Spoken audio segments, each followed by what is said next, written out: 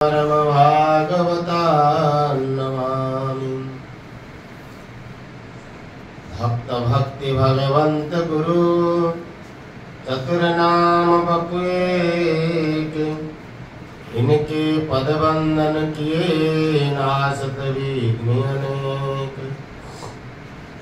हरि जो आए विराजिए कथा सुनो इतिहास, तुम श्रोताया महल के तव पद रज हमदास। नारायण नारायण। श्री रामलला के कल हम कुछ लीला स्मरण किया था।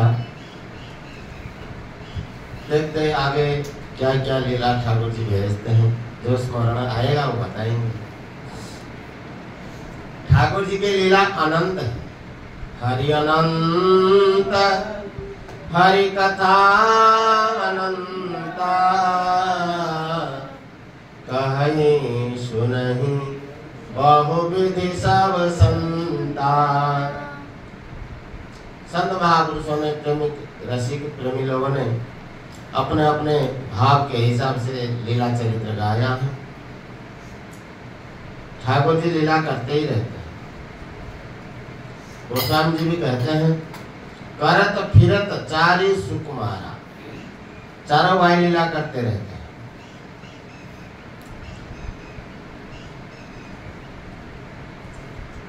दशरथ महाराज के आंगन में जब खेलते हैं, चारों भाइयों को देख देख करके माताएं, दास दासियां और नगर के पुरनारी बड़े आनंदित होते हैं और बिथकित रह जाते हैं। जो जहां से देखते हैं वो वहीं एकदम से अचल हो जाते हैं, जड़ की तरह हो जाते हैं। ठाकुर जी की रूप ही ऐसा है, जो एक बार देखा तो उसको देखते ही रह जाता है। रूप ही ऐसे ठाकुर जी के हैं, नया नया देखते रहते हैं हर समय। एक बार की बात है, श्री महाराज के द्वार में कोई भिक्षुक आकर के पहुंच गया। तो भवती भिक्षाम दही ऐसे आवाज लगाया तो लखन लाल जी माता के गोदी से उठ करके दौड़े भंडार के घर की ओर और 9 लाख हार उठा करके थाली में सजा करके और कुछ हीरा मोती उसमें ले करके चले उसको देने के लिए। उसी समय मंथरा के नजर में ये आ गए तो वो चिढ़ने लगी। बोले कि भिक्षु भिखारी को देने के लिए इसके घर में और कोई नहीं था, इतने मूल्यवान चीज लेकर के दे रहा है। तो उन्होंने चिड़चिड़ा करके कुछ बोली। लखनलाल जी के कान में पड़ा तो वहां खड़े करके पीछे कर थोड़े तो देखा।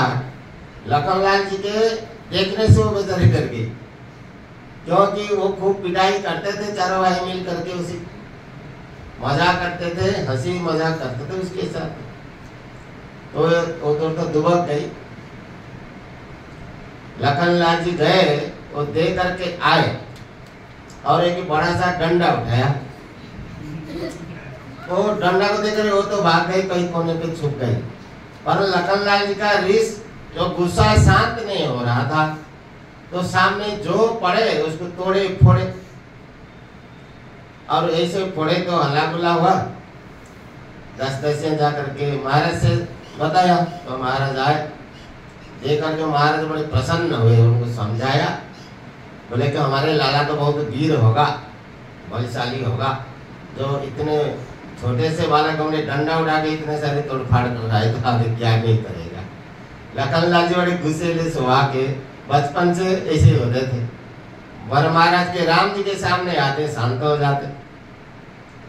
इस तरह से नाना प्रकार से लीला करते थे। एक बार की बात है, आज देखो 11 है, एक 11 की लीला वहाँ सत्योपाख्यान में बात है। 11 के दिन सारी देवा देवी सारे देवता लोग वहाँ अयोध्या जी में आते हैं। जब राम जी अवतार लिए उससे पहले भी आते थे। अयोध्या धाम है, श्री रंगनाथ जी का परम धाम है वो था, इसलिए सरयू में नहाने के लिए सब देवा देवी आते थे। और जब से राम जी के अवतार हुए तब से रोज रोज आया करते, खास करके 11 के दिन आते थे। और दशरथ महाराज जी अपने चारों बेटों को लेकर के रथ पर सवार सरयू किनारे पहुंच गए। सरयू महारानी प्रकट हो जाती प्रत्यक्ष रूप से और रामलला को बड़े आदर्श के साथ गोदी में लेकर के और अंदर चली जाती है और उनको नहा करके किनारे छोड़, क्योंकि अपने छोटे प्यारे भैया है ना। वशिष्ठ जी ने कहा सरयू जी के इच्छा किसी ने लाया था, इसलिए सरयू जी को वशिष्ठ जी ने अपने बेटी माना, इसलिए गुरु के बेटी तो गुरु बहन हुई। तो इसलिए राम जी को सरयू महारानी बहुत प्यार लाड प्यार करती। जब बड़े बड़े हो गए अपने तैरने लगे थे चारों भाई, तो भी बीच किनारे ले जाती सरयू जी। सब लोग तो डर जाते पर वो नहीं डरते, क्योंकि बहन के गोदी में खेलते आते। सारे देवता लोग इकट्ठे हुए, उसमें चित्रवती गंधर्व था और महाराज की स्वागत किया। महाराज ने स्वागत किया सबको अयोध्या जी में, भोजन व्यवस्था करके स्वागत करके फिर उनको विदा किया। यहाँ कैकेयी महारानी का भी कई लीलाएं भी सत्य उपाख्यान में आती है। उसी अवसर पर बहुत लंबी चौड़ी उसमें भी लिखा है। एक बार कैलाश पर भोले बाबा विचार किया, हम वहां से दर्शन करके आए पर हम तो मनोक्त को भरा ही नहीं।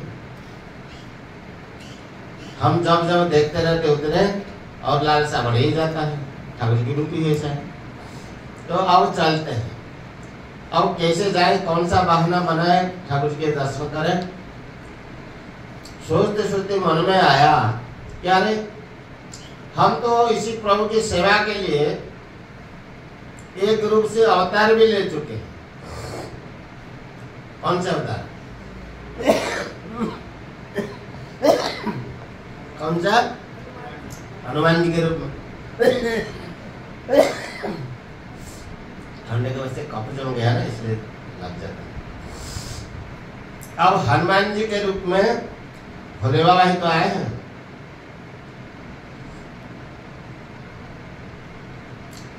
तो उन्हीं को साथ में लेके जाऊं, किनको? हनुमान जी को। पर उस समय हनुमान जी कहाँ रहते थे? सुग्रीव जी के साथ ऋषिमुख पर। पहले मंदराचल में रहते थे हनुमान जी महाराज जी, और वहां भी अंजना माता के साथ तो बहुत नटखट लीला करते थे। हनुमान जी बहुत नटखट लीला करते। उसी कपि चंचल सब ही विधि ना हनुमान जी कहते। तो सभी विधा हिंद तो नहीं है, पर चंचल स्वभाव जरूर है। बंद लोगों को चंचल होते ही। वहां लीला करते, जब थोड़े से बड़े हुए तो बोले इनको विद्या पढ़ाना चाहिए। तो विद्या कहाँ से पढ़े, उनके गुरु कौन बनेगा? तो बोले सूर्य भगवान इनके गुरु बनाएगा। सकल शास्त्रों के विद्या के वो अधिपति है। हमारी सारी विद्या उनके पास है, सूर्य भगवान के पास। वैसे सूर्य भगवान भगवान ही है, ईश्वर कोटि के देवता है। जब पहले सृष्टि हुआ, पहले सूर्य भगवान की सृष्टि हुई, तो सूर्य भगवान इतने तेज था कि कोई भी देवता उनको देख नहीं पाए, चकाचौंध हो गए, यहाँ तक ब्रह्मा तक। फिर ब्रह्मा जी ने स्तुति किया लंबी चौड़ी, बोले प्रभु आप इतने तेजशाली हैं, तो आप इतने तेज से तो ब्रह्मांड को जला ही डालेंगे, सृष्टि बचेगा कैसे? इसलिए आप ये तेज समेट लीजिए। सूर्य भगवान बोले आप ही छांट लो, कितने तेज आपको चाहिए सृष्टि के लिए तो छांट लो। तो सूर्य ब्रह्मा जी ने भगवान के अनंत तेजों से गिन गिन करके 1000 उनका जो किरण छांटा। बोले ये 1000 ही किरण चाहिए और सारी तेज आप समेट लीजिए। तो तब से सहस्रांश हुए, यही सूर्य सहस्रांश तेज राशि जगत पद है। 1000 रश्मि तब से हुए, नहीं तो पहले अनंत तेज के आधार थे। सारी शक्ति उन्हीं से सृष्टि हुई, सारी विद्या उन्हीं से आई है। भागवत में वो प्रसंग में आती है, याज्ञवल्क्य जी जब वैशंपायन जी के पास पाठ पढ़ते थे, उनसे कोई अपराध हो गया तो उन्हीं की प्रायश्चित के लिए सारी ब्रह्मचारी संकल्प करने के लिए बैठे कि प्रायश्चित करेंगे, मंत्र अनुष्ठान करेंगे। तो याज्ञवल्क्य जी ने बोले गुरु जी इतने जितने सारे स्नातक हैं वो कोई नहीं कर सकता, मैं अकेला कर सकता हूँ। तो नाराज हो गए, बोले तुम्हें मन में बड़े अहंकार है इसलिए हमारी विद्या उपास करो, यहाँ से किसको हमारे या गुरुकुल से। तो उन्होंने सारी जितने पढ़ाई किया था वो सारी उगल दिया, वमन कर दिया, उल्टी कर दिया। और वहां से उन्होंने संकल्प किया कि मैं ऐसा विद्या पढ़ूंगा कि जो हमारे गुरु जी के पास ना हो। तो उन्होंने सूर्य भगवान की उपासना किया, तो सारी विद्या उनसे पाए जो उनके गुरु जी के पास भी नहीं। याज्ञवल्क्य आप लोग जानते हैं, रामचरितमानस के एक वक्ता है याज्ञवल्क्य जी। ऐसे आता है भी कथा उपनिषद में, जो गुरुकुल चलता था वैशंपायन जी के वहां वो रहते थे पहले याज्ञवल्क्य जी। एक राजा के वहां तो जैसे यहाँ चलता भी है कि भक्त लोग सहयोग करते हैं आश्रम चलाने के लिए, उस समय पुराने जमाने में चलता था, राजा लोग सहयोग करते थे। एक राजा के वहां से अन्न आता था गुरुकुल में, जितने सारी बच्चे अब उसी की पालन पोषण होता था और विद्या पढ़ते थे। किंतु उनके जो गुरु जी थे कोई शिष्यों को भेजते थे, जैसे ठाकुर जी हैं हमारे यहाँ, और स्नान कर ले तो चरणामृत और प्रसाद लेके राजा के पास जाया करते थे। तो राजा प्रमादी था, इतने श्रद्धा था ही नहीं। तो जितने सारे ब्रह्मचारी लेके जाते थे, कोई एक लेके जाते थे। तो उनके राज महल में जब घुसते द्वार में एक छूंट गाड़ के रखा था। छूंटा जानते समझते हो? छूंटा किसको कहते? लकड़ी, इसमें प्राण न हो, सूखा लकड़ी गाड़ के रखा, और वो चरणामृत को उसमें डलवा देता था, बोले उसमें डाल के चला जा, और लेता नहीं था। तो बच्चे लोग तो विवश थे, कब क्या करते, गुरु जी भेजे तो जाना पड़ता। एक दिन याज्ञवल्क्य जी को भेजे, अब याज्ञवल्क्य जी गए, वो भी राजा बोले कि उसी छूंट में डाल दो। इनको बड़ा गुस्सा आया, अरे ठाकुर जी के चरणामृत है, प्रसाद है, श्रद्धा से लेना चाहिए। तो उन्होंने उसी छूंट में डाल दिया, और वो हरा हो गया। ये बड़े प्रेमी थे, भावुक थे ठाकुर जी की। तो जो पूजा अर्चना करते हैं वो पूजा में पूरा का पूरा भाव होना चाहिए। हम यहाँ सालग्राम सेवा करते हैं, कन्हैया की सेवा करते हैं, राम जी की सेवा करते हैं, तो मूर्ति समझ के नहीं, प्रत्यक्ष रूप समझ के पूजा करेंगे तो उसका फल मिलेगा। अब शिला समझेंगे तो बड़ा अपराध होगा। उनका वैसे भावना था, तब तो आचार्य बन पाए। रामचरितमानस के प्रवक्ता है वो। एक घाट के 4 घाट है ना रामचरितमानस। तो वो राजा बड़ा आश्चर्य हुआ। दूसरे दिन उन्होंने एक दूत को भेजा गुरु जी के पास, बोले काल जिस चेले को भेजे तो उसी चेले को फिर से भेजे। उनके मन में ये आया, इतने जितने सारे ब्रह्मचारी हो तो ऐसे ही है, उन्हें कोई शक्ति नहीं है, इनमें शक्ति है। अब वैसा चुनाव तो मुझे मिलेगा तो हमारे को जो सिद्धियां प्राप्त हो जाएगी। सिद्धियां ऐसे थोड़ी ना प्राप्त होती है, इतना तपस्या करना पड़ता है, इतना भजन करना पड़ता है, इतना संयम करना पड़ता है, तब सिद्धियां मिलती है। हमारे को के लोग पूछते हैं आपने मानस कंठस्थ देखा कैसे, क्या हमारे बात हम भी करेंगे। अभी जैसे पूछ रहे हो ऐसे नहीं, उसी समय पूछते थे। आज को 25 साल पहले की बात। हमने कहा अब सच में करना चाहते हैं क्या? सच में करना चाहो तो लगन चाहिए। देव रोज 2 नवान पाठ करो, 2 विश्राम नहा विश्राम का पाठ करो रोज। 3 घंटा 4 घंटा लगेगा, 5 घंटा लगेगा, लगन दो। समय दोगे तब कुछ पाओगे। हम गुरुकुल में अभी यहाँ आए हैं, केवल आने से विद्या नहीं आएगी, समय लगाना पड़ेगा, परिश्रम करना पड़ेगा। परिश्रम करोगे तभी मिलेगा कुछ। परिश्रम के साथ भी गुरु जी के संतों के आशीर्वाद भी चाहिए। आशीर्वाद से काम जल्दी हो जाता है। इसलिए वैसे काम करो जैसा गुरुजन अपने प्रसन्न हो जाए। उनको प्रसन्न पूर्वक अपने अगर परिश्रम करे। और एक बात है, जो सच्चे मन से परिश्रम करेगा गुरु जी उसके ऊपर प्रसन्न ही होंगे। पुराने जमाने में जो गुरुकुल में बच्चे लोग जाते थे तो काम धंधा ही ज्यादा करते थे।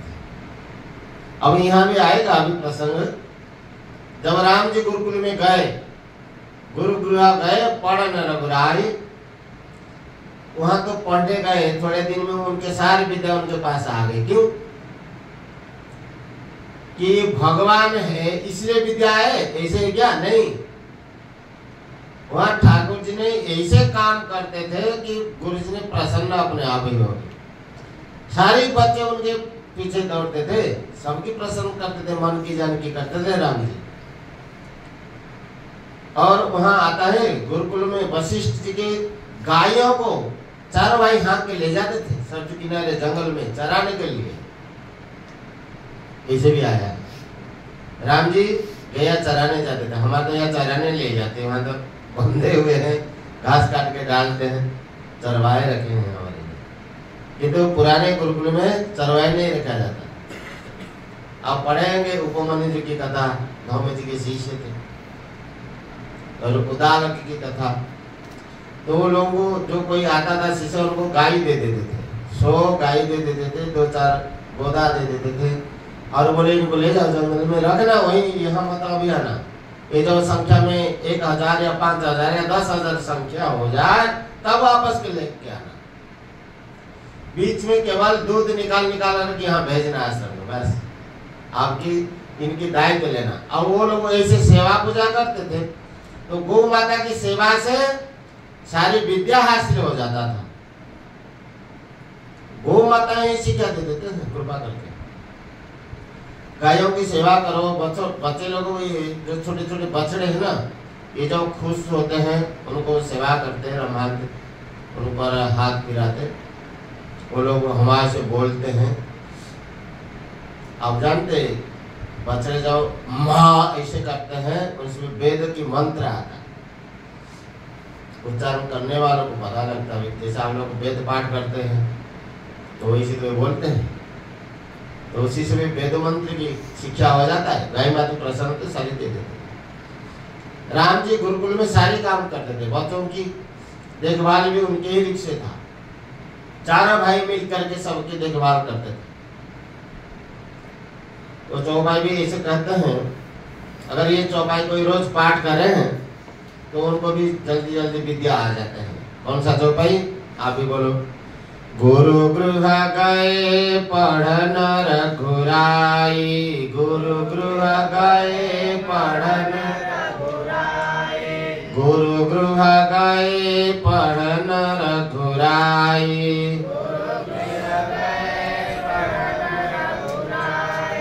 अल्प काल विद्या सब आई, अल्प काल विद्या सब आई, अल्प काल विद्या सब आई, अल्प काल विद्या सब आई।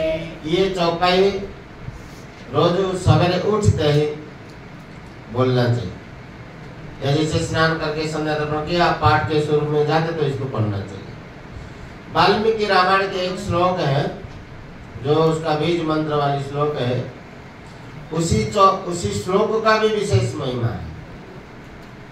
कहते अगर उसी श्लोक को कोई एक माला के हिसाब से रोज जप करता है तो उनको 1 साल तक अगर रोज करेगा एक माला जप यानी 108 बार, तो उनको व्याकरण की सारी विद्याएं अपने आप आ जाती। उस लोग आप जानते हैं ना, सुने होंगे आगे, मां निषाद प्रतिष्ठत्व मगम सरस्वती क्षमा यत्रम च मिथुनादेक मवधेहि काम मोहितम। ये पहला श्लोक है धरती का, सारी ग्रंथों की काव्यों की पहला श्लोक यही है। बोले इसी श्लोक पर कोई 108 बार रोज बोलता 1 साल तक, तो उसमें सारी व्याकरण विद्याएं अपने आप आ जाते हैं। तो ठाकुर जी भी गुरुकुल में जाकर के विद्या पढ़ा, तो हनुमान जी महाराज भी गुरुकुल में जाकर के पढ़ने के लिए विचार किया। तो इनके गुरु कौन होंगे? बोला हम सूर्य भगवान से पाठ पढ़ेंगे। सूर्य भगवान पास गए। सूर्य भगवान बोले भाई तू जब छोटा सा बालक था मेरे को आके निकल गया था, वही मेरा चेला बनने के लिए आए हो? बोले हाँ गुरु जी, भूल जो हो गया सो हो गया, अब तो क्षमा करो और वो विद्या हमारे को पढ़ाओ। बोले हम आपको पढ़ा नहीं सकते। क्यों नहीं पढ़ा सकते जी? बोले देखो हमारे जो रथ ये चलता रहता, हमें सारी ब्रह्मांड के चारों तरफ से घूमना पड़ता है, और कितने तेजी से हम घूमते जानते हो? एक मुहूर्त में 32 लाख योजन तक जाते हैं। 32 लाख योजन एक मुहूर्त में हमारा गति है। जैसे घंटा प्रति गति होता है ना गाड़ियों, 1 घंटा में 60 किलोमीटर 70 किलोमीटर से चलती गाड़ी।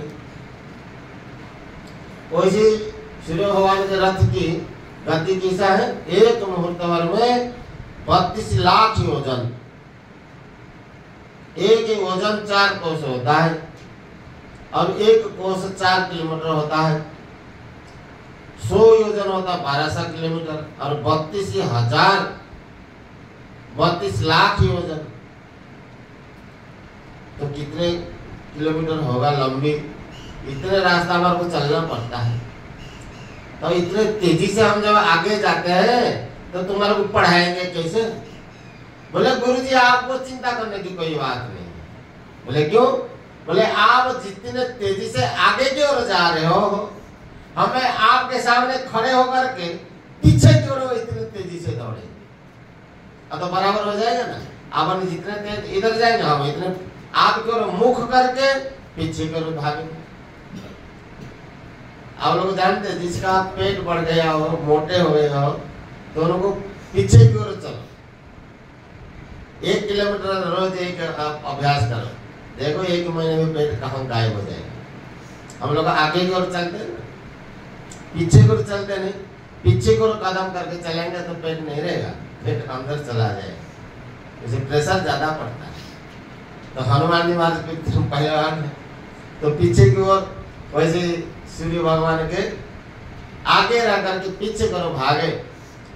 अब ऐसे तेजी से जाके देखते हुए देवता लोगों को आश्चर्य हो गए। बोले भाई पवन तन में इतना सारी शक्ति है। अब उन्होंने पाठ पढ़ा। कितने दिन पढ़ा? 14 दिन तक पढ़े। आप लोग जानते जब विद्या पढ़ते हो, अष्टमी की और प्रतिपदा को व्याकरण नहीं पढ़ते। पढ़ते हो क्या? पढ़ते क्यों पढ़ते? प्रतिपदा को नहीं पढ़ते और अष्टमी को नहीं पढ़ते। इसमें पढ़ने से विद्या चली जाती है ऐसे। तो हनुमान जी महाराज पढ़ते 15 दिन, प्रतिपदा को जैसे पढ़ने जाते तो सारी भूल जाते। ऐसे जब हुआ तो बोले आप प्रतिपदा को रहेंगे ही नहीं, पूर्णमासी तक पढ़ेंगे तो पूर्ण हो जाएगा। तो दूध से लेकर के पढ़ेंगे पूर्णमासी तक तो 14 दिन हुआ, प्रतिपदा को नहीं पढ़े। हनुमान जी महाराज बोले गुरुजी हमें आपको क्या दक्षिणा दें? जब विद्या पढ़ते तो दक्षिणा देना चाहिए, दक्षिणा के बिना विद्या अधूरी होता है। तो बोले हमारी गुरु दक्षिणा यही है कि हमारे एक शिष्य हैं यानी मेरे पुत्र हैं, उनकी रक्षा करना। कहाँ रहते हैं बोले, किसकी नामे रहते हैं, उनके पास से चले जाओ। उसी समय बाली और सुग्रीव में कोई झगड़ा नहीं था, वो आपस में मिलजुल के रहते थे। तब सुग्रीव के साथ हनुमान जी महाराज वहीं रहते थे। बहुत पुराने जमाने से बात है, बहुत पुराने और बहुत उम्र के थे सुग्रीव जी वगैरह। तो हनुमान जी वहां रहते थे। जो बाद में झगड़ा हुआ बाली और सुग्रीव का, तो सुग्रीव जी किष्किंधा छोड़ करके माल्यवान पर्वत पर रहते थे, माल्यवंत में, जिसको ऋष्यमुख कहते हैं, और प्रवर्षण गिरी भी कहते हैं उसे, क्योंकि उसी पर्वत के ऊपर हर समय बारिश होता ही रहता, इसलिए प्रवर्षण कहते हैं माल्यवान पर्वत। वहाँ गुफा में रहते थे और हनुमान जी महाराज वहीं रहते थे। तो शिव जी ने विचार किया अब ऐसे हनुमंत लाल को साथ ले चलूं, ठाकुर जी के दर्शन करूं, साथ साथ बढ़िया आनंद आएगा। और रूप बनाया मदारी का, जैसे मदारी बंदर को नचाता है वैसे मदारी का वेश बनाया और हनुमान जी को साथ ले आए। और हनुमान जी छोटे से रूप धारण करके आए हैं। पहले अयोध्या की गली में ऐसे डमरू बजा करके, शंकर भगवान का तो वही बस बातें है, सुंदर बात, डमरू बजाया और हनुमान जी नाचते। और ऐसे नाचते नाचते गली में 10 समाज के द्वार पे आ गए, सिंह द्वार में। तो वहाँ सारी बच्चे लोग इकट्ठे हो गए, सेवक दरमियान वगैरह वो भी इकट्ठे हुए हैं।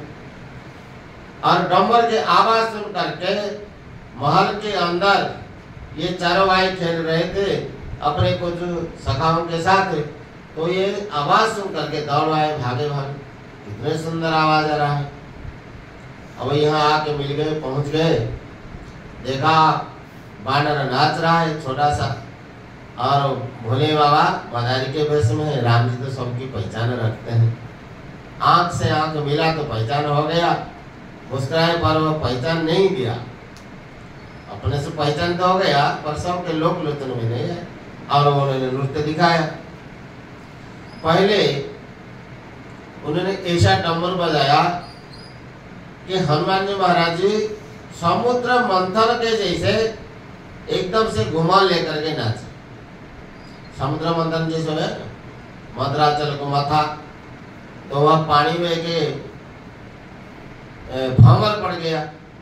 वैसे हनुमान जी महाराज जी ऐसा चंचल में एकदम से घुमावदार होकर घूमे नृत्य करते हुए, और बीच में अपने लंबी पूंछ को ऊपर खड़ा कर दिया, तो लग रहा था जैसे ये समुद्र मंथन हो रहा। सब लोग ताली मार मार के प्रसन्न हो रहे, जय जयकार कर रहे हैं।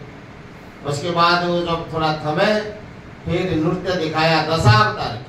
ठाकुर जी 10 अवतार लिए हैं, तो वैसे नृत्य किया, दिखाया, नाना प्रकार के खेल दिखाया, कौतुक दिखाया। और बाद में शिव जी अपने कैलाश की ओर ले गए और उनको लेके छोड़ दिए वहाँ, कहाँ, माल्यवंत में। हनुमान जी वहाँ चले गए और शिव शंकर भगवान चले गए कैलाश में। ये तो खेल करके आपस में परस्पर में देख करके भक्त भगवान आनंद हुए। जब भोले बाबा चले गए, हनुमान जी महाराज आज पहली बार आए थे। जब राम जी को देखे तो उनका इच्छा नहीं था कि हम छोड़ के जाएं। भोले बाबा लेके जा रहे तो पीछे पीछे घूमते, घूम घूम के देखते रामलला को। और राम जी का मन भी उधर आकर्षण हो गया, तो उनके मन में यही आया कि ये बंदर को तो पास में रखना चाहिए, बड़े सुंदर बना रहे हैं। कितने सुंदर है कि स्वर्ण शैलाभ देहम, सोने का सा तो है शरीर है, रोए उनके शरीर रोए सोने के से एकदम से पीले पीले रंग के हैं, लंबे लंबे पूंछ है, मुंह है लाल। तो ऐसे हनुमान जी की शोभा भी बड़े सुंदर है। जैसे आजकल बंदर देखते, बंदर कोई सुंदर थोड़ी दिखता है, किंतु हनुमान जी का स्वरूप बहुत सुंदर आकर्षणीय है। ऐसा कोई फोटो में भी नहीं होगा इतने सुंदर हनुमान जितने चित्र बनाते हैं ना, चित्र में भी इतने सुंदर नहीं, हनुमान जी सच में जितने सुंदर है। तो राम जी ने अब रोना शुरू किया, भाई हमारे को तो बंदर चाहिए, हमारे को बंदर चाहिए।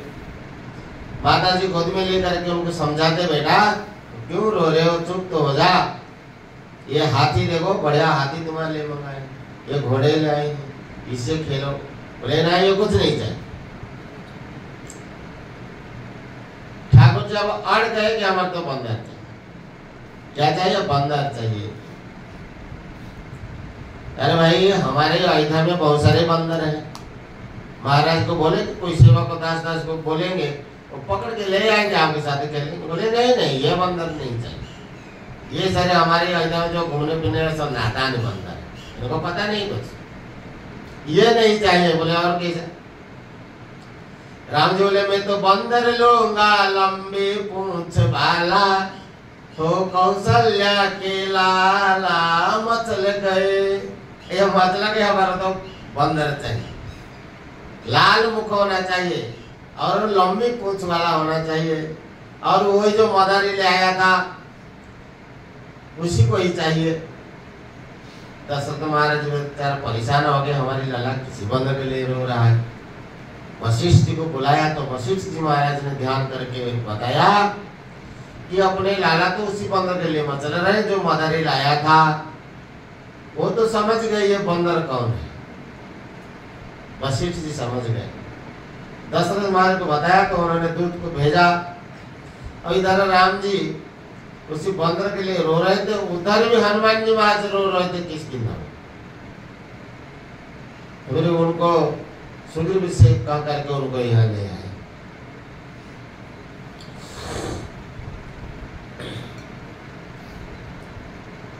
जब यहाँ हनुमान जी आए तो छोटे से बालक ही थे, राम जी से मिले तो बड़े आनंद हुआ, बड़े प्रेम से रहते थे। राम जी हनुमान जी को बढ़िया बढ़िया लड्डू खिलाते थे, बड़े लाड प्यार करते थे। हनुमान जी हर समय राम जी के साथ रहते थे, कभी छोड़ते नहीं थे। हनुमान जी को चाहिए क्या है? राम जी ही तो चाहिए। जो राम जी को चाहते हैं ना उनको विदा नहीं किया जाता है। जैसे आगे आता है राज दरबार में राम जी राजा हुए, उनके साथी मित्र आए थे, उनको विदा किया, पर हनुमान जी को विदा किया ही नहीं, क्योंकि साथियों जो आए थे उनके मित्र लोग, उनके राज्य घर द्वार परिवार था, किंतु इनका तो कुछ था ही नहीं, इनका तो सर्वस्व राम जी हैं, तो राम जी को छोड़ के जाए कहाँ। इसलिए राम जी के पास ऐसे रह गए, और राम जी उनके साथ बढ़िया सुंदर सुंदर लीला करते थे। सखाओं के साथ अब राम जी सरयू किनारे जाते हैं, सरयू किनारे में नाना प्रकार की खेल खेलते हैं। छोटे से राम जी तो उनके लिए छोटे छोटे घोड़े भी तैयार कर लिए हैं, जो बचपन से उनको साधे, उनके साथ खेले डुले पहचान हो जाए। तो राम जी के छोटे छोटे घोड़े हैं, घोड़े के साथ भी राम जी चढ़ते हैं, घोड़े चढ़ाई सीखते हैं, और हाथी के साथ भी खेलते डुलते। राम जी का हाथी का नाम था शत्रुंजय, जो शत्रु को विजय कर सके। राम जी के मन के हिसाब से हाथी चलता था। वो ऐरावत कुल में जन्म हुआ था। ऐरावत हाथी है ना, उनके 4 दांत होते हैं, बाहर निकलता है, चतुर्दंत। ऐसे हाथी के कुल में जन्म हुआ था शत्रुंजय, बहुत विशाल आकृति का था, और राम जी उसके पर सवारी करते थे। राम जी छोटे छोटे घोड़े भी साथ लिए थे, उसके साथ जाते थे। उनके भाई लोग को भी घोड़े थे, सब भाई होंगे, और उनके पर सवारी हो, कभी रथ पर सवार होके जाते, सब्जी किनारे खेलते हैं। कभी कभी राम जी अपने घोड़े पर बैठा करके घोड़े को सिखाते, बढ़िया लोरी गाते हैं। क्या गाते जानते हो? कहते घोड़े चाल चाल चाल जल्दी आगे से निकल, घोड़े चाल चाल चाल जल्दी आगे से निकल, सरयू जी में तुझे पिलाऊं मीठा मीठा जल, घोड़े चल चल चल जल्दी आगे से निकल। ये घोड़ा तू जल्दी चल, और सरयू जी में तुम्हें मीठा मीठा जल पिलाऊंगा, और क्या सिखाते थे जानते हो? कहते कि हमें आपको अभी से ही सिखा रहे हैं, ठीक है? हमारी बात अगर मानेगा तो मेरा बात मानेगा तो प्यारूंगा दुलारूंगा, मेरा बात मानेगा तो प्यार करूंगा, दुलार करूंगा, लाड करूंगा। अगर नहीं मानेगा तो तेरे पर कोड़ी भी लगाऊंगा। इसलिए पहले से संभल जा। हाँ, इसलिए बता रहा हूं, पहले ही संभल, घोड़े चल चल चल। यानी हम जो जीव है ना, ये जो घोड़ा है क्या है? ठाकुर जी के सवारी करते हैं तो जीव है, तो ऐसे हम भी एक एक जीव है। हम पर ठाकुर जी सवारी करते हैं, हमारे हृदय में बसते हैं। तो हमको सिखाते रहे राम जी भाई, तू भी जल्दी जल्दी चल, ठीक से चल, शास्त्र के हिसाब से चल, मेरा बात मान। यानी शास्त्र ही भगवान के वचन है, उनको मान। तो ठाकुर जी लाड करेंगे, प्यार करेंगे, हमारे को स्नेह ममता करेंगे, सब प्रकार से सुख सुविधा देंगे, प्रशंसा करवाएंगे, संसार में हमारा नाम बड़ा इज्जत होगा। अगर नहीं मानेंगे तो नरक में डालेंगे, तो कोड़े भी लगाएंगे। राम जी का ये शिक्षा है। और भरतलाल जी अपने घोड़े को सिखाते, मेरा घोड़ा सीलवान है भैया का अनुगामी, आगे पीछे पीछे सेवक घोड़ा, आगे आगे स्वामी। आगे आगे स्वामी चलेंगे तो पीछे पीछे सेवक चलेगा। मेरा घोड़ा बड़े सीलवान है, यानी भरतलाल जी का जो भगत होगा वो सीलवान ही होगा, सील स्वभाव के होंगे। और लखनलाल जी कहते हैं, भैया के घोड़े से मेरे घोड़ा है अलबेला, और भैया मेरा घोड़ा गुरु है तो भैया का घोड़ा चेला। यानी राम भैया के जो घोड़े वो तो हमारे घोड़े का चेला है।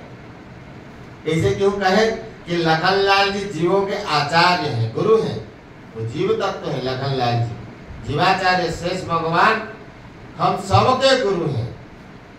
और हम सब भगवान के चले हैं, तो वो गुरु है तो उनका ही हम चले हुए हैं। शत्रुघ्न लाल जी कहते हैं, मैं तो सबसे छोटा, मेरा घोड़ा सबसे तगड़ा। मेरा घोड़ा कैसा है? बड़े तगड़ा है, बड़े समझदार, करे किसी से नहीं झगड़ा, ये बड़ा समझदार है, झगड़ा झाटी नहीं करता। शत्रुघ्न लाल जैसे क्यों कहते हैं? क्योंकि देखो राम जी के भगत कौन है? भरत जी। राम जी के प्रेमी कौन है? भरतलाल जी। और भरतलाल जी के शिष्य हैं शत्रुघ्न लाल जी। कल हम चर्चा किया था, शत्रुघ्न लाल जी भरतलाल जी के साथ रहते जोड़ी में। तो भरत भैया के अनुगामी कौन है? शत्रुघ्न लाल जी। यानी भक्त के भक्त, दासानुदास। जो दासानुदास होता है वो बड़े समझदार होता है, और ठाकुर जी को ये ज्यादा प्यारा होता है। ऐसे अपने घोड़े को सिखा देते हैं। और राम जी सब्ज किनारे चलते, बड़े घोड़ सवारी करते हैं, घोड़ दौड़ करते हैं, घोड़ा दौड़ लगाते हैं। एक बार की बात है, श्री राम जी ने अपने भाइयों को, सखाओं को बुला के ले गए। कहाँ पहुंचे? सब्जी किनारे। बोले आज तो भैया खेलेंगे, वही नाना प्रकार से खेल साथ में लेके गए। गेंद भी लेके गए हैं, चकडोरी लेके गए हैं, भौरा लेके गए हैं, हर प्रकार से खेल खिलौना लेके गए हैं। ऐसे विचार किया कि आज कबड्डी खेलेंगे। क्या खेलेंगे? और लोग कभी कबड्डी खेला है क्या? है? तो कबड्डी में 2 दल होना पड़ता है ना, एक दल से होता है, 2 दल होना पड़ता है। तो दल जब 2 पार्टी बनते हैं तो एक एक पार्टी के एक एक आदमी मुखिया बनते हैं, है कि नहीं? खेल की एक मुखिया होता है, तो एक तरफ से मुखिया और दूसरी तरफ से मुखिया, ये दोनों जब तक रहते खेल चलता ही रहता। तो सखाओं ने विचार किया, एक काम करते हैं, 2 भाग हो जाते हैं, 2 भाग हो लिए। अब एक सखा बोले कि देखो, एक दल के मुखिया श्री राम जी बनेंगे, ठीक है। कौन बनेगा? श्री रामलला बनेंगे एक दल के मुखिया, और दूसरे दल के मुखिया कौन बनेगा? लखनलाल जी। जब लखनलाल जी का नाम आया तो लखनलाल जी बोले, नहीं, ऐसे नहीं हो सकता, हमें किसी दल के मुखिया नहीं बने। बोले क्यों? बोले हमें इसलिए दल के मुखिया नहीं बनेंगे कि एक दल के मुखिया अगर राम जी होंगे तो हमें उसकी आंटी पार्टी में खड़ा होना पड़ेगा कि नहीं, उनके विरोध दल में खड़ा तो होना पड़ेगा ना, इसलिए हम राम जी के विरोध नहीं हो सकते। क्योंकि जो राम जी के विरोध होता है उसको नरक में भी जगह नहीं मिलता, मतलब नरक में भी थर्ड क्लास मिलता है उसको, इसलिए हम राम जी के विरोध में नहीं खड़े हो सकते।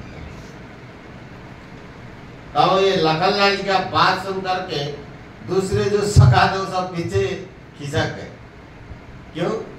बोले भाई, लखनलाल जी का तो ऐसे विचार है तो राम जी के हम कैसे विरोध होके खेल सकते हैं। तो सब लोग हटे, तो खेल इसका मतलब खेल नहीं होगा। तो जाके सरजू किनारे बैठे, सरजू किनारे बैठे के जल की धारा में पांव लटका करके, सब मुंहों को भी लटका करके बैठे हैं, परस्पर में देख रहे हैं।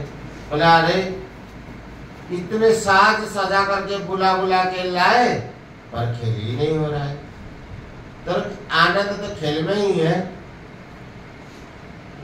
तब रघुनंदन के मन में जब थोड़ा सा खेद हुआ है, दुख हुआ, तो राम जी के जो अंतर प्रेमी, गूढ़ प्रेमी श्री भरतलाल जी सामने आए, हाथ जोड़ के बोले, प्रभु आप उदास न हो, आपकी मलिन मुख हम देख नहीं सकते, आपका मुख कमल खिले रहे, आप प्रसन्न रहे, हम यही चाहते हैं।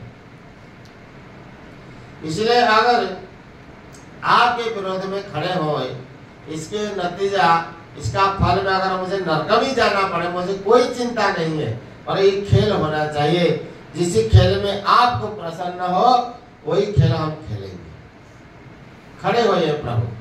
ठाकुर जी के हाथ पकड़ के जब खड़ा किया, राम जी ने प्रसन्न होकर के भरतलाल जी को हृदय से लगा लिया। मेरे प्यारे भैया, मेरे प्रश्न के लिए तुम मेरे विरोध में खड़ा होने के जा रहा है, तो हमें आपका नरक में कैसे जाने दे सकते? नहीं दे सकते, ये तो ऐसी खेल है। अब खेल की तैयार हो गया, 2 भाग में, 2 हिस्से में बांट के अलग अलग खड़े हो गए। अब देखो भरतलाल जी का क्या भाव था, आप जानते हैं राम जी के विरोध में क्यों खड़े हुए? बोले हम सामने रहेंगे तो रघुनंदन के श्री मुख कमल हर्षम देखते रहेंगे कि नहीं। जैसे आप लोग इधर मुंह करके बैठे, हम आपकी ओर बैठे, तो परस्पर देख रहे हैं कि नहीं? देख रहे हैं, हमें आपको देख रहे हैं, आप हमको देख रहे हैं। किंतु अगर हम आप साथ में बैठ जाएंगे तो हमें ना आपको देख पाएंगे, ना आप लोगों मेरे को देख पाएंगे। देखेंगे क्या? देखेंगे पर हमारा मुख नहीं देख सकते, पीठ ही तो देखेंगे। जैसे आप पहले लाइन में बैठे हैं तो आप लोग उनको तो देख नहीं सकते, पीछे वाले आपको देखेंगे तो आपका पीठ ही तो देखेंगे, मुख ना थोड़ी देखेंगे। तो भरतलाल जी विचार के हमें ठाकुर जी के सामने खड़े होंगे तो रघुनंदन के श्री मुख का दर्शन कर करके आनंद ले सकते हैं। ऐसा सौभाग्य कहाँ मिलता है? लखनलाल जी राम जी के साथ में तो रहे पर दबे रहे, इतने उत्फुल्ल नहीं हो पाए। राम जी आगे रहते तो लखनलाल जी पीछे रहते, राम जी के पीठ ही देखते हैं, मुख नहीं देख पाते। दर्शन तृपितन आज लगी, प्रेम पियास नैन।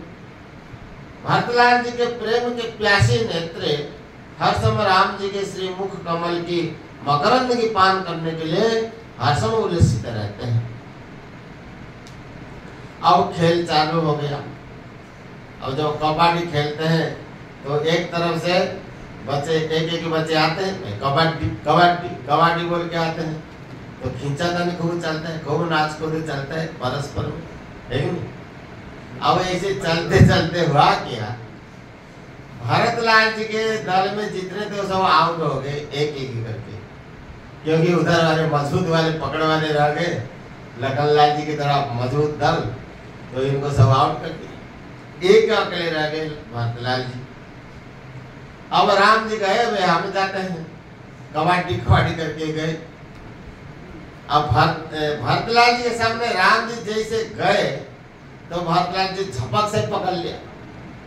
आप लोग जानते हैं भक्त जब पकड़ता है ना, भक्त की पकड़ बड़ी जोरदार की होता है, भगवान छूट नहीं सकते, भगवान छूटने को तो चेष्टा भी करते हैं पर छूट नहीं सकते। कि बिल्ला मंगल जी के श्लोक आते हैं, नहीं तो उन्होंने कहा भाई हाथ छुड़ाए के जात हो, हस्तम उत्क्षेप्य यातोसि बलात् कृष्ण किमद्भुतम हृदय यदि निर्यासि पौरुषम गणयामि। हाथ छुड़ाए के जात हो निर्बल जान के मोही, जब हृदय से जाई हो सबल जानोगे तो ही। अगर मेरे हृदय से आप निकल के जा सकते हो तो हमें आपको बलवान समझे। तो ठाकुर जी भक्त के प्रेम के बंधन में बंध जाते हैं। ठाकुर जी मर्यादा बनाया, प्रेमी प्रेम दिया है तो उनके इस प्रेम के रस में बंध जाते हैं। प्रेम के बंधन में मोहन बंध गए, प्रेम के बंधन में मोहन बंध गए। अब ऐसा प्रेम में बंध की छुड़ाई नहीं पाए, भरतलाल जी पकड़ लिया तो राम जी शिथिल हो गए। अब देखो हमें आपको पहले बताया, अगर मुखिया जब हार जाता है तो सारी हार जाते हैं। खेल की मुखिया तो इधर राम जी थे, इधर भरतलाल जी थे। अब भरतलाल जी राम जी को पकड़े तो राम जी हारे, हारे कि नहीं? अब तो सारी दल की हार हो गया। और वो लोग परिश्रम करते करते लखनलाल जी तो हाथ बन के रह गए, हमें परिश्रम करके करके सबका आउट करके करके लास्ट में भी हार गए। और भरतलाल जी के सकाल में ताली मारे के अब आनंद होने लगे, चलो भाई हमारे मुखिया तो जीत गए। और भरतलाल जी बोले कि अरे भाइयों, मैं तो सदा का हारा हुआ है, मैं कहाँ जीता?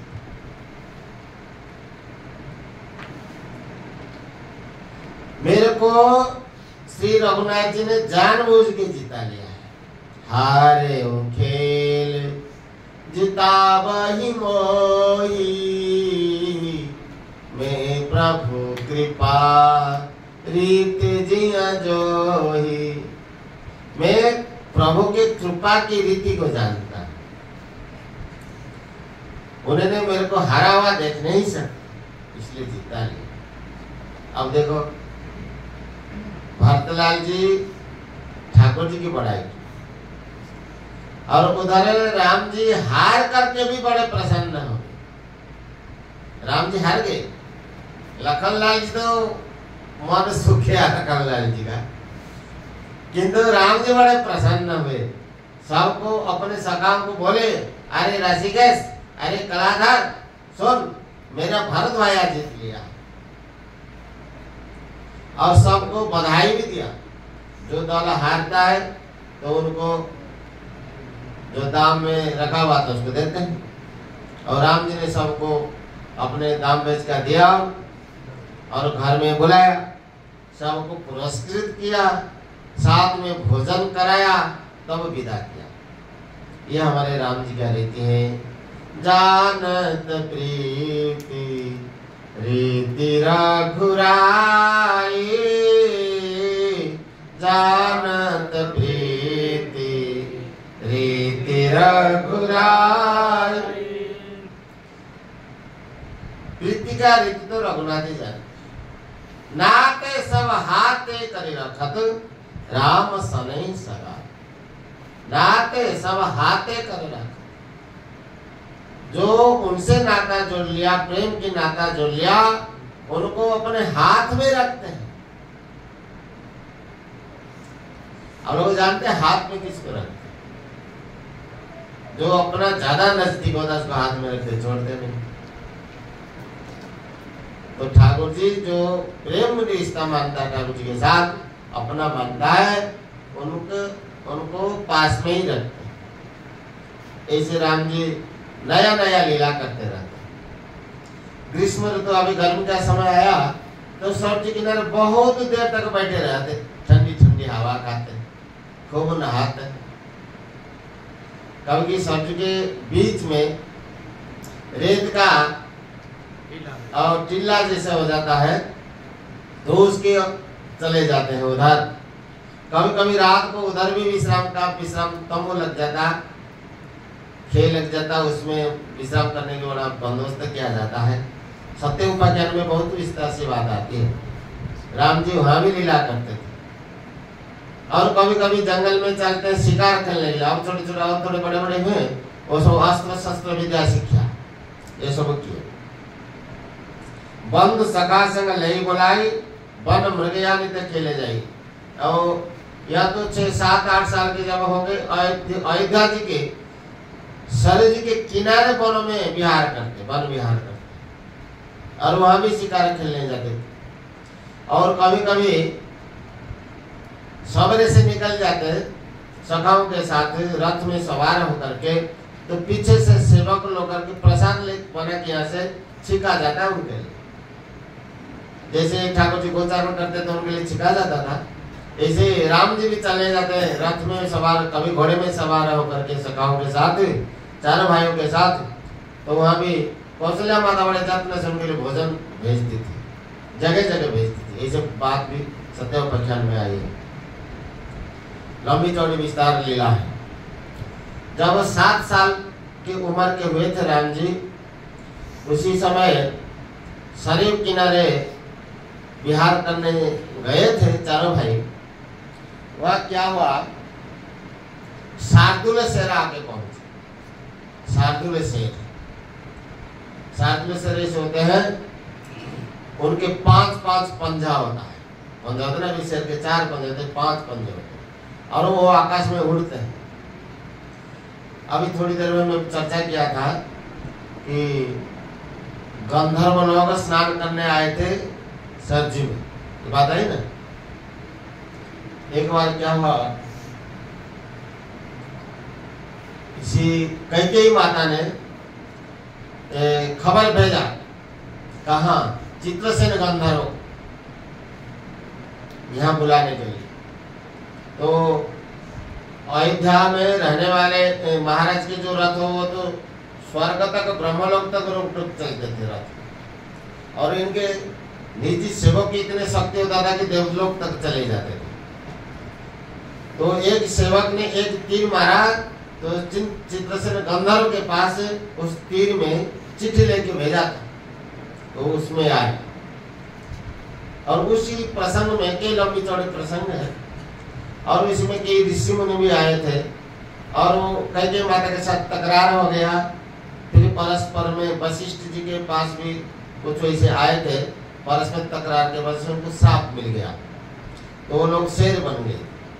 तो बोले आप इसी शेर की होने से, अब उनकी शक्ति था आकाश में उड़ने, बोले आप तब लोग इसी होने से उधार पाओगे जब हमारे रामलला 7 साल के होंगे, उनको पीठ में चढ़ा करके और समुद्र किनारे तक शेर करा के लाओगे, तब इसी होने से आपको उधार होगा।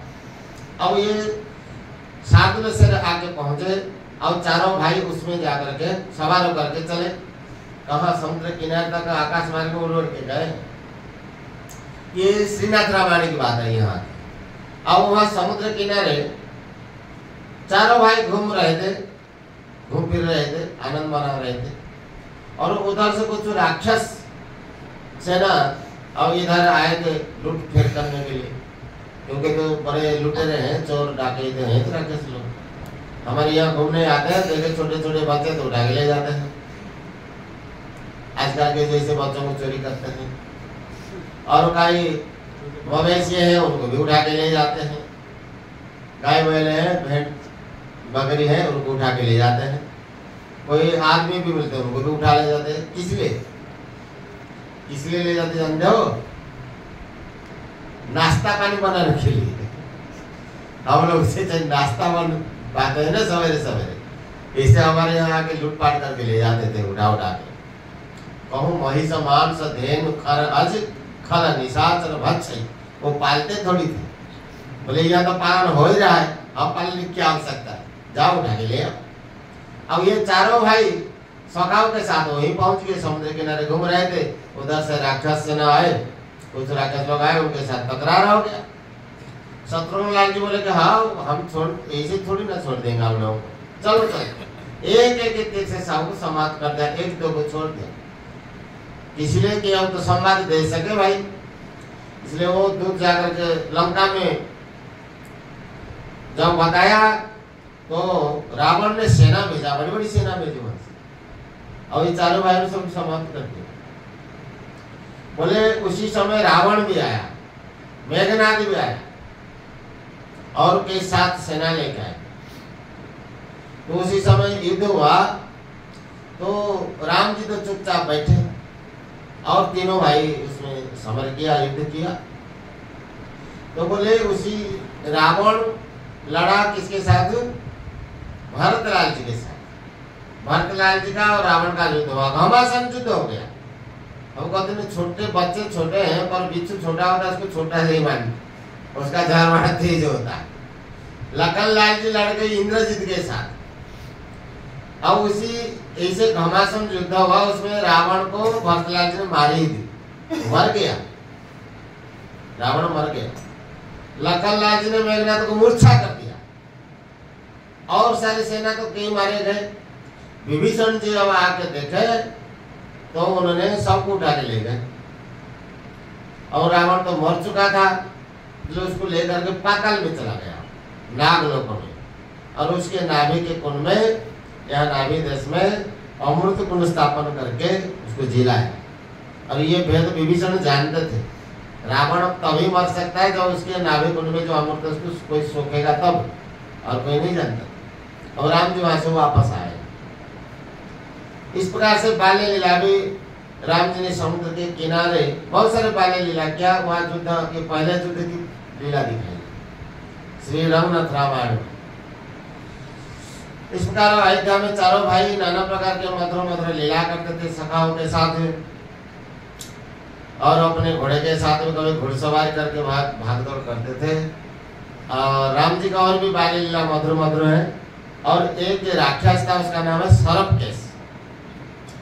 सर्पकेश की लीला कैसे क्या हुआ, उसकी मर्दन कैसे क्या, राम जी ने कल चर्चा करने का विचार है। कल तो परसों प्रस्थान का टिकट बना है, देखें आज ही विश्राम करते, ठीक है, समय हो गया। बोले रामलला सरकार की, चारों भैयन की। श्री राम जय राम जय जय राम, श्री राम जय राम जय जय राम, श्री राम जय राम जय जय राम,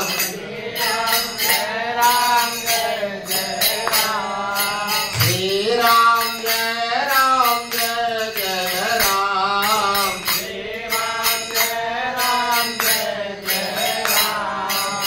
राम जय राम जय जय राम, श्री राम जय राम जय जय राम,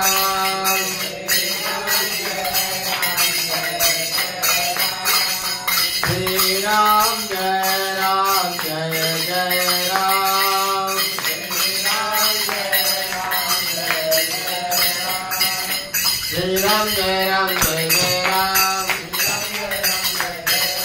श्री राम जय राम जय जय राम, श्री राम जय राम जय जय राम, श्री राम जय राम जय जय राम, श्री राम जय राम जय जय राम, श्री राम जय राम जय जय राम, श्री राम जय राम जय जय राम,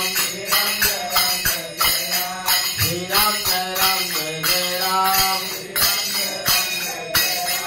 श्री राम जय राम जय जय राम श्री राम जय राम जय जय श्री राम जय राम जय जय राम दशरथ राज दुलारे राम कौशल्या के प्यारे राम श्री राम जय जय राम कमला विमला विद्रोधाम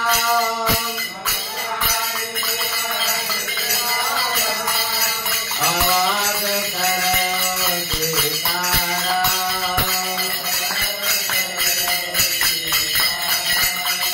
कौवन गोविंद भजवन राम जानकी वल्लभ सीताराम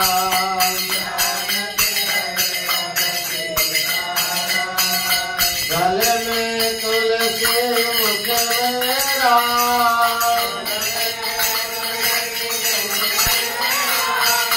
हृदय विराजे धारक राम हृदय विराजे जय श्री जानकी वल्लभ प्यारे जय श्री जानकी वल्लभ जय सुमिरन ध्यान हमारे जय सुमिरन श्री राम जय जय राम श्री राम जय जय श्री राम जय राम जय जय राम